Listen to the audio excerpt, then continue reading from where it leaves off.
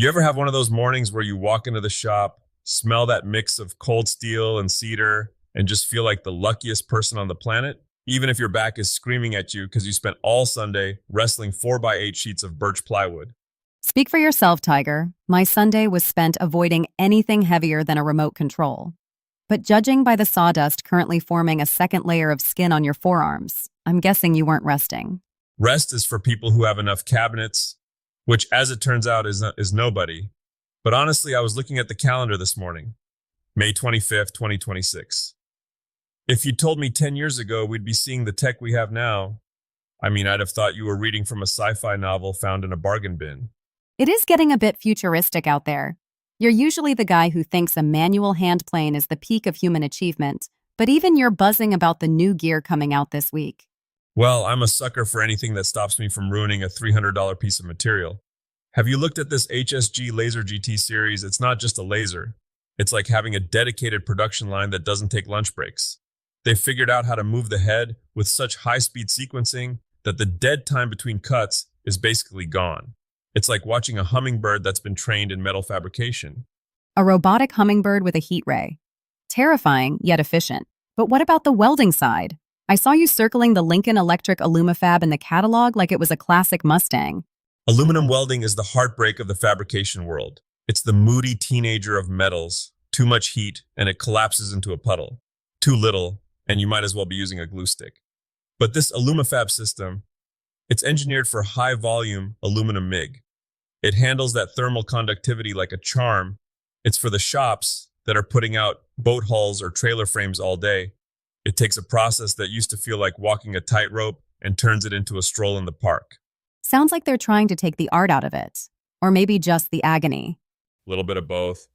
And then there's InduSuite Octopus. The name sounds like a villain from a comic book, but it's actually software that validates your weld sequence before you start. It's a measure 10 times, weld once approach. I spent half my 30s fixing warps in assemblies because I welded the wrong corner first. If I'd had a computer to tell me, hey Einstein, if you heat that up now, the whole frame is going to look like a Pringle, I might still have some hair left. Okay, so the robots are taking over the shop? Fine. But they still need people to program the robots, right? Or at least someone to fix the pipes when the robots get thirsty? Exactly, and that's the part that actually gets me fired up. The trades aren't just for guys who look like they eat gravel for breakfast anymore. Have you heard about Gemma over in Edinburgh? The plumber? I saw her story. 22 years old and finishing her apprenticeship in gas and plumbing. Man, she's a powerhouse. She's out there proving that the only thing that matters in a mechanical trade is, can you solve the puzzle? Can you do the work? There's this old, dusty image of a plumber, and Gemma just took a sledgehammer to it. We need that. We're shorthanded across the board, and seeing young people, especially women, walk into these roles and just dominate, it makes me think the industry might actually survive us old-timers. Well, the money helps too. No one is doing this for the glamour of fixing a high-pressure steam leak at 2 a.m. Don't tell anyone, but the money's getting ridiculous. And for the kids coming up now, the debt is the real killer. That's why I love what the PHCC Educational Foundation is doing this year. They've put up $18,000 for 75 scholarships for plumbing and HVAC apprentices.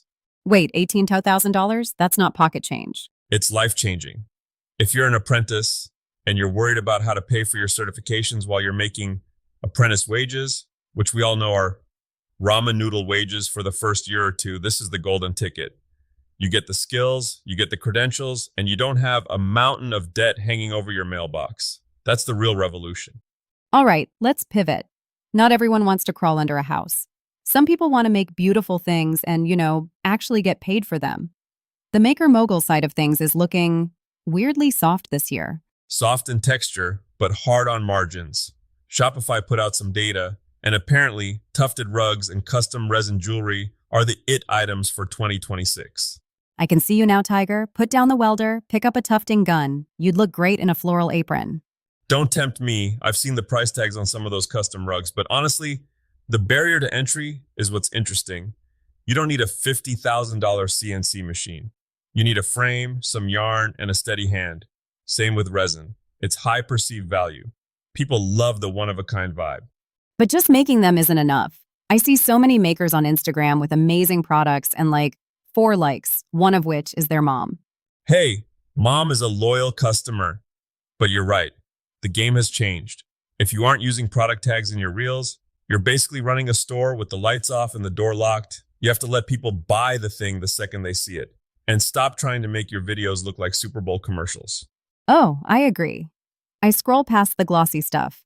I want to see the person who accidentally spilled the glitter or the one who's sweating while they try to get the bubbles out of the resin. Exactly.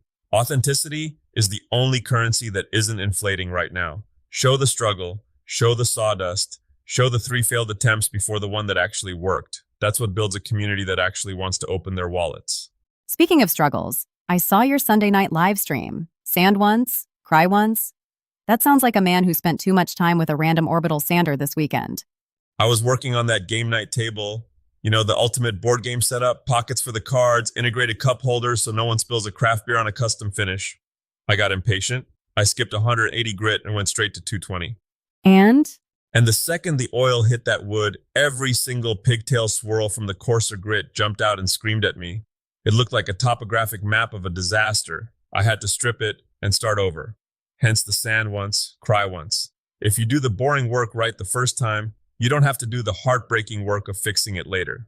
it's a rite of passage, though. Every woodworker has to build a table that humbles them. Truly. But it's also the best way to use up those expensive scraps. I've got a bin of walnut and cherry that's too small for furniture but perfect for end grain cutting boards. You put those together in a checkerboard pattern, sand them until they feel like glass, and suddenly you've got a $100 gift or a top tier product for your shop. From scrap heap to centerpiece. There's a metaphor in there somewhere, but I'm too caffeinated to find it. Well, the metaphor is simple. Just keep moving.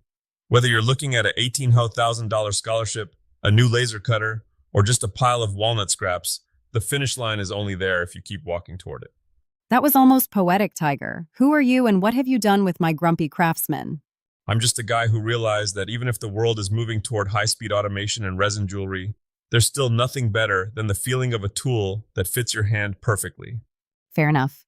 So, if you're listening out there, what's your next move? You gonna go for one of those PHCC scholarships? Or maybe it's time to finally set up that Instagram shop.